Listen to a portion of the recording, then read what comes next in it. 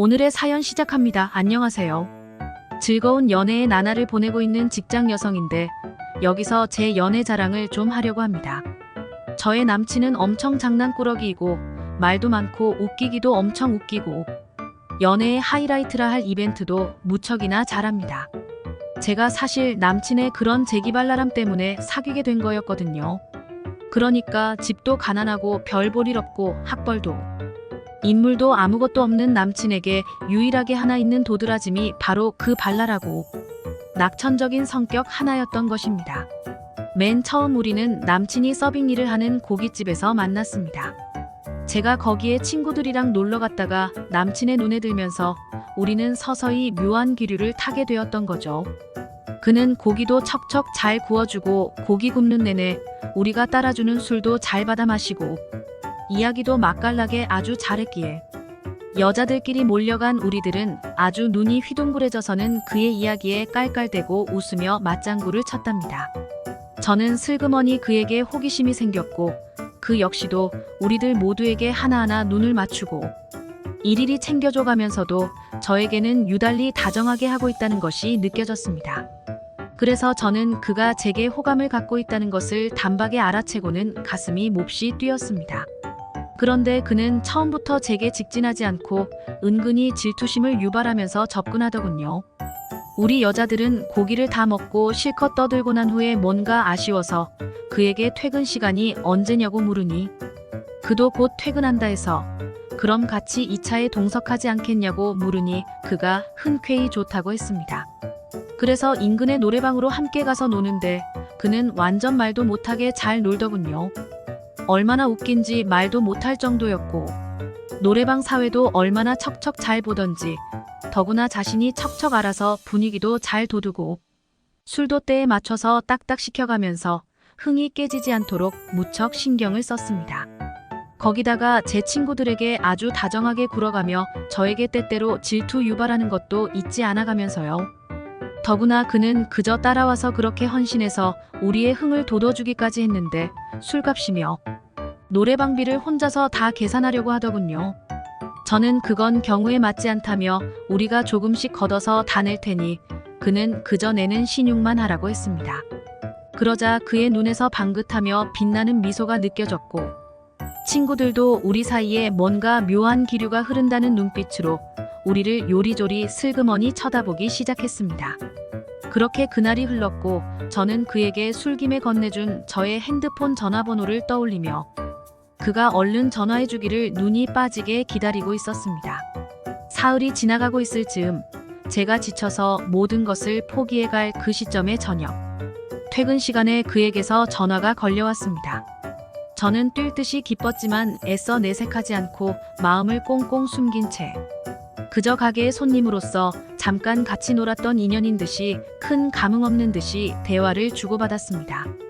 하지만 그는 이미 연애에 도가 트인 사람이었던지 그런 제 마음을 이미 다 읽은 듯이 저녁에 근사한 곳에서 같이 식사를 하자고 했습니다. 저는 그러자고 하고는 퇴근 후에 그가 이야기한 음식점으로 가서 그가 안에 와 있는지 확인을 했더니 아직 오지 않았더군요.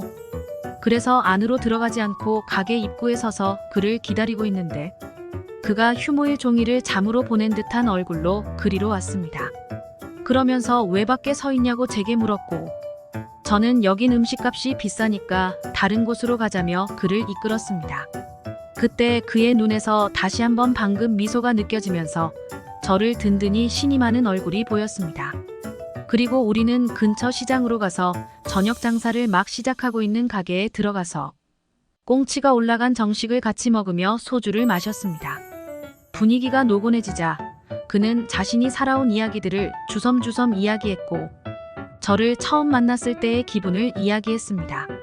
그러면서 자신은 엄마가 안 계시기에 참 외롭게 살아왔는데 저를 보니 꼭 자신의 엄마 같아서 낯설지가 않다고 했습니다. 저는 남자들의 뻔한 수법이구나 싶어서 피식 웃었지만 어쩐지 싫지가 않아서 그냥 이런저런 이야기들을 계속 들어주었습니다. 그는 자신이 고교 시절에 학교에서 패싸움이 나서 싸우다가 다른 아이들은 그저 적당히 일이 처리되어 다시 학교에 다니며 평상시로 돌아갔지만 자신은 도저히 다시 학교 생활을 할 수 없게 된 것을 이야기했습니다. 집은 가난했고 늘 싸움만 했고 편부스라해서 늘 밖으로 도는 그에게 학교는 안정된 곳도 아니었을 뿐더러 있기도 싫은 공간이었다고 했습니다. 잘생긴 외모 덕에 동네의 누나들은 늘 그에게 윙크를 날렸고 그중 몇몇과는 아주 깊은 관계도 맺으며 지내왔지만 여자들은 하나같이 그의 복잡한 일상에는 관심조차 없었습니다. 그녀들은 그저 자신들의 뜨거운 젊은 육체를 녹아내리게 해줄 젊고 잘생긴 남자만을 원한다는 것을 알게 된 그는 안정된 삶이 어딘가에는 있겠지 하는 심정으로 집을 나왔고 그녀들과도 그렇게 멀어지게 되었다고 했습니다.